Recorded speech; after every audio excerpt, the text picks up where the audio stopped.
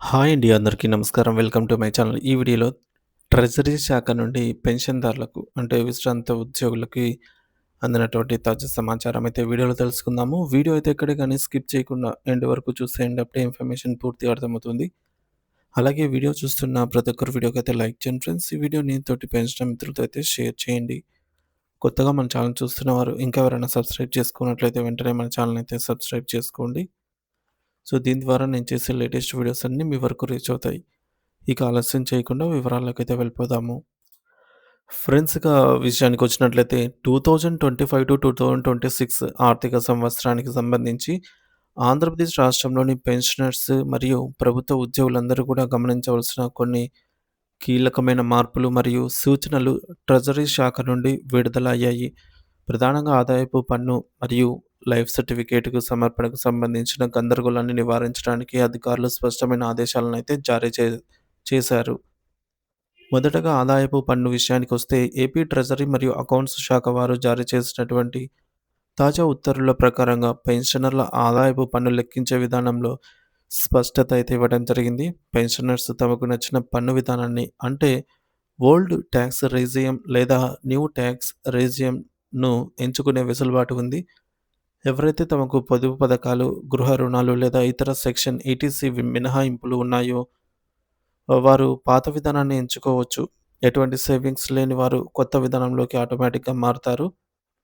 అయితే ప్రస్తుతం సీఎఫ్ఎంఎస్ మరియు హెచ్ఆర్ఎం పోర్టల్‌లో ఈ ఆప్షన్‌ను ఎంచుకునే సాంకేతిక వెసులుబాటు ఇంకా అయితే పూర్తి స్థాయిలో అమలులోకి రాలేదు. త్వరలోనే సాఫ్ట్‌వేర్ అప్డేట్ అవుతుందనైతే చెప్తున్నారు. మరి అప్పటి వరకు మాన్యువల్‌గా లెక్కలు వేసి పన్నులు మదింపు చేయాలనైతే అధికారులు సూచిస్తూ ఉన్నారు. మరి పన్ను చెల్లింపుల విషయానికొస్తే ఈ ఆర్థిక సంవత్సరానికి సంబంధించినటువంటి పన్నులను నవంబర్, డిసెంబర్, జనవరి మరియు ఫిబ్రవరి నెలల్లో 4 సమాన వాయిదాల్లో జీతం లేదా పెన్షన్ నుంచి అంటే ఉద్యోగులకు జీతం నుంచి, పెన్షనర్లకు పెన్షన్ నుంచి మినహాయించాలని జిల్లా ట్రెజరీ అధికారులు, డీటీఓ మరియు అసిస్టెంట్ ట్రెజరీ అధికారులకు ఏటీఓ ఆదేశాలు సో, వీరికైతే ఆదేశాలున్నాయన్నమాట. ట్రెజరీ శాఖ నుంచి కొన్ని ప్రాంతాల్లో ఇప్పటికే గత 4, 5 నెలలుగా పన్ను కోత అమల్లో ఉండగా ఇంకా ప్రారంభించనటువంటి చోట్ల 4 నెలల్లో బకాయిలు పడకుండా రికవరీ చేయాల్సి ఉంటుంది. ముఖ్యంగా పెన్షనర్లు గమనించాల్సిన సంతోషకరమైన విషయం ఏంటంటే, మనకు ప్రస్తుత ఆర్థిక సంవత్సరానికి సంబంధించి న్యూ టాక్స్ రెజిమ్ కింద దాదాపు 12,50,000 వరకు వార్షిక ఆదాయం ఉన్న వారికి ఎటువంటి పన్ను చెల్లించవలసిన అవసరం లేదనమాట. సో, ఇది మనందరికీ తెలిసిందే.